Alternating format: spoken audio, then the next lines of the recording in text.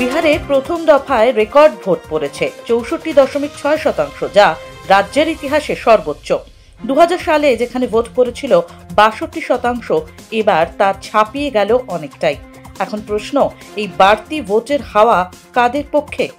ইতিহাস বলছে যতবার বিহারে 5%-এর বেশি ভোট বেড়েছে প্রতিবারই বদলেছে সরকার।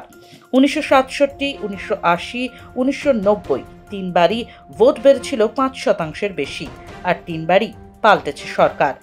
আর এবার ভোট বেড়েছে প্রায় 8.5%। বিরোধীরা বলছে এই ভোট বৃদ্ধি পরিবর্তনের বার্তা। তাহলে কি এনডিএর বিদায় আসন্ন? বিশেষজ্ঞদের মত, এসআইআর প্রক্রিয়ায় নির্ভুল ভোটার তালিকার কারণেই বেড়েছে ভোটের হার। সব উত্তর পাওয়া যাবে আগামী 14 নভেম্বর।